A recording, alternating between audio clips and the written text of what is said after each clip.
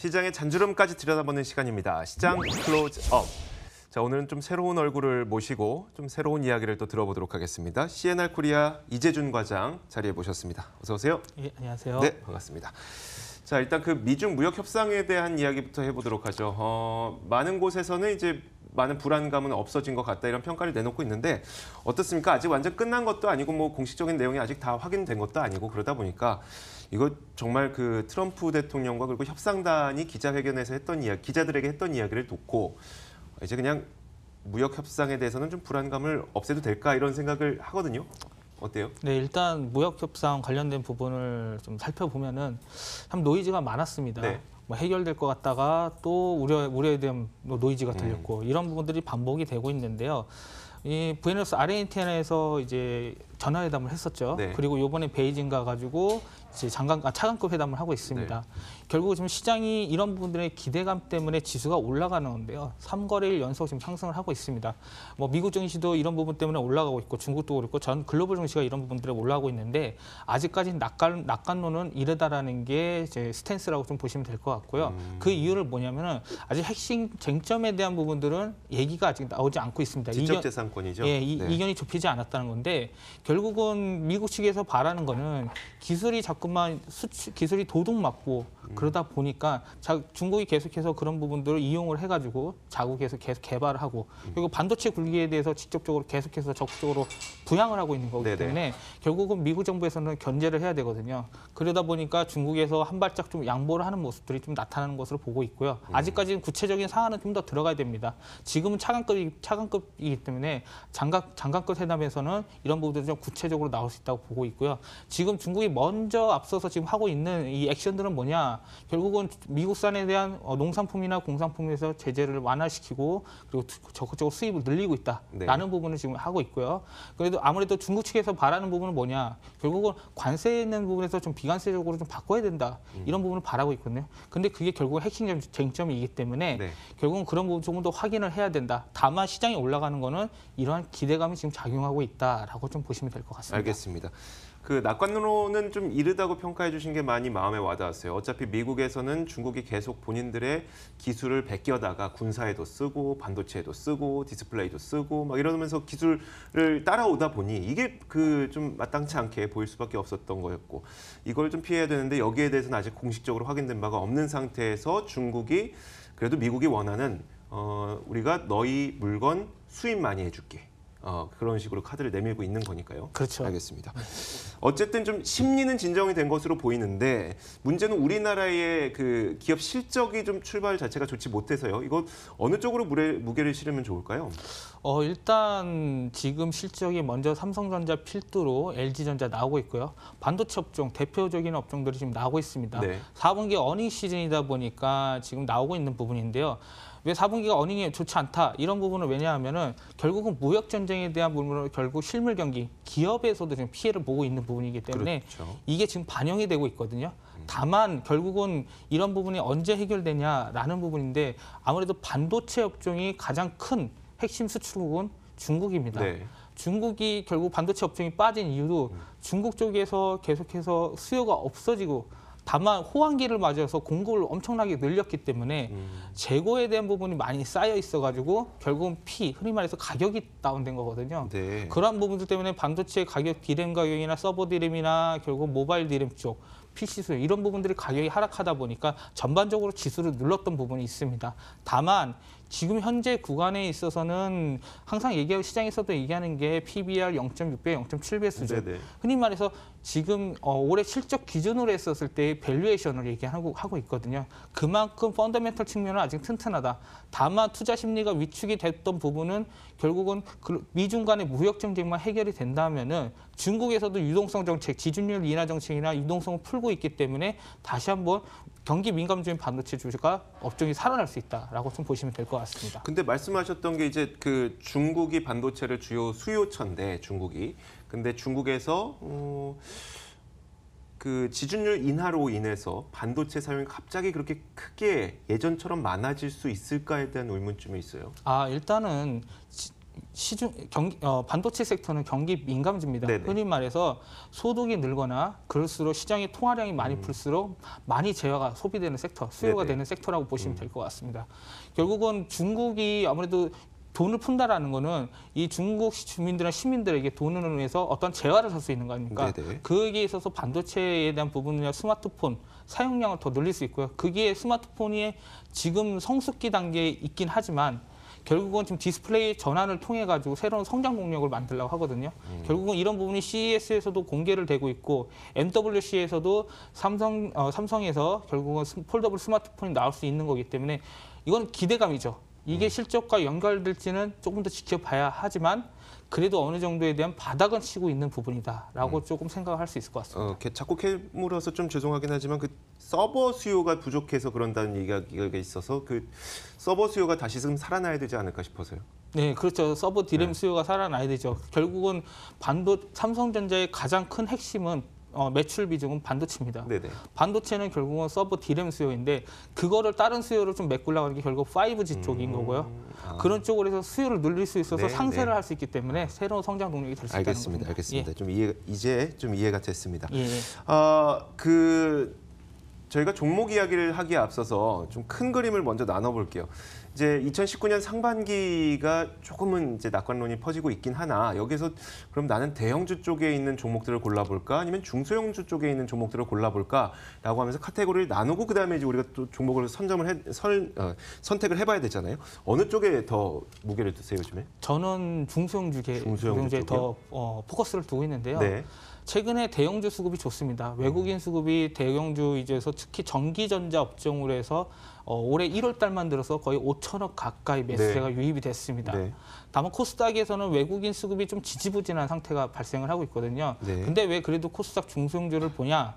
이유는 이제 세 가지입니다. 결국은 제약바이오 현재 JP모건 헬스케어 컨퍼런스 여기에서 나오는 기술 수출이나 이 라이센스업까지 나올 수 있는 이런 모멘텀이 발생할 수 있다는 거가 있고요. 네. 두 번째는 성장주 자체도 코스닥이 많이 포진이 돼 있습니다. 네. 흔히 말해서 CES를 얘기해드렸는데 결국은 지금 오늘 문재인 대통령 신년사에서도 결국 4차 산업에 대한 부분에서 투자를 늘려야 된다. 그런 부분들이 발언이 나와 있고요. 네. 그다음 세 번째로는 반도체 업종에 대한 하반 경직성입니다. 반도체 업종이 많이 빠졌기 때문에 어느 정도 밸류에이션적으로 하단이 이루어졌다는 거는 결국 코스닥 업종에서 가장 큰 테마는 제약바이오 이게 시총이 높기 때문에 제약바이오가 가야 되지만 그거 외에도 결국은 5G 쪽 관련된 4차 산업일과 그다음에 IT의 밸류에이션 쪽 매력 이렇게 세 가지를 포커스로 봤었을 때는 코스닥 쪽으로 오히려 순환매가 더 세게 올 수 있다라고 보고 있습니다. 네, 알겠습니다. 자, 그렇다면 이제 본격적으로 한번 종목을 찾아보도록 하죠. 요즘에 시장에서 많이 언급되는 게 수소차 관련주, 그리고 5G 관련주, 남북 경협주 이런 것들이 있습니다. 이 중에서 가장 좋게 보시는 건 어떤 테마일까요? 일단 제가 가장 첫 번째 본 게 전기차 수소차고요. 네네. 두 번째 5G고 세 번째 남북 경협입니다. 전기차 수소차를 가장 좋게 보시는 혹시 이유는요? 일단 전기차 수소차는 성장성과 수익성, 흔히 말해서 실적 확인이 됩니다. 네, 그렇죠. 기대감이 작용이 되면은 결국은 매출과 발생을 할 수 있기 때문에 주가는 그에 대한 부분으로 상승 랠리를 펼칠 수 있다는 거고요. 최근에 같은 경우에도 테슬라 같은 경우에도 12월 판매량이 기업 수도 늘었고 맞아요. 글로벌적으로 자동차 전기차 판매수가 늘어나고 있다는 거. 네. 결국은 각국의 이 정부에서도 계속해서 투자가 늘어나고 있고 그리고 원재료 가격이 많이 올라갔거든요. 네. 그 말은 뭐냐? 2차 전지에 들어가는 원재료, 양극재, 음극재, 뭐 전해질, 뭐 분리막 등 이 소재들 원재료 가격이 올라갔다라는 거는 아무래도 그 회사의 매출이 더 이익 측면이 늘어날 수 있다는 겁니다. 네네. 그런 부분들에 대한 것들이 2019년, 20년까지에 대한 충분히 모멘텀이 있기 때문에 갈 수 있을 거라고 보고 있고요. 뭐 5G는 성장성은 있지만 당장의 매출까지 가시화되는 거는 조금 더 텀이 있을 것으로 보고 있습니다. 그렇죠. 예. 일단은 아직은 기업만 예. 사용할 수 있으니까요. 그리고 소비자들이 사용 못하니까. 그렇죠. 그리고 남북 경협주는 테마이기 때문에 중장기적으로 투자를 하시는 분들에게는 권유하고 싶지는 않습니다. 네. 워낙 빠른 매매를 해야 하기 때문에 대응하시는 게 어렵거든요. 네. 그렇기 때문에 첫 번째로는 전기차 수소차를 말씀드립니다. 자, 그렇다면은 그 수소 전기차 뭐 둘 다 포함하겠습니다. 이제 전기차, 수소차 다 포함할 텐데 여기서 가장 수혜를 받을 수 있을 종목을 어떤 종목 꼽으셨어요? 저는 삼성 SDI를 꼽고 있습니다. SDI를 꼽고 있습니다. 네, 이유 한번 들어볼게요. 일단 삼성 SDI 다 지금 어닝 시즌인데 4분기 실적이 다 안 좋게 나올 거 거의 네. 대부분 업종이 안 좋은데 전기차 업종은 4분기 4분기에도 잘 나올 것으로 보고 있거든요. 삼성 SDI 같은 경우에는 지금 4분기 매출액이 2조 7천억 이상이 나올 거로 보는데 네. 3분기 대비했을 때도 8% 이상 증가, 영업이익에서도 2,600억 나올 것으로 보고 있고 8% 이상 증가입니다. 이 증가했다라는 것 자체는 이런 지금 글로벌 무역 전쟁 때문에 경기 침체에 대한 우려가 나오면서도 지금 실적이 잘 나왔다라는 부분이고요. 네. 주로 이 성장할 수 있었던 부분은 원형, 중대형 쪽, 폴리머 쪽 관련된 부분이 대형 전지 쪽, 중대형 전지 쪽에서 늘어나고 있는 부분들이 있고요. 그리고 추가적으로 봤었을 때는 소형 전지에서도 수익성이 점차적으로 상향하고 있기 때문에 이 전반적으로 전지 2차 전지 시장이나 전기차 시장이 확대가 되고 지금 신재생 에너지 사업에서 삼성 SDI가 또 ESS 네. 이쪽 관련돼서 뛰어들고 있거든요. 이러한 부분들까지 모멘텀까지 좀 작작이 된다면은 내년에는 더 좋은 실적을 마련할 수 있다. 그래서 2019년 매출액도 YOY 기준으로 봤었을 때 20% 이상 성장할 수 있는 계속해서 성장률이 늘어나고 있을 수 있는 네. 그런 섹터라고 보시면 될 것 같습니다. 네, 알겠습니다.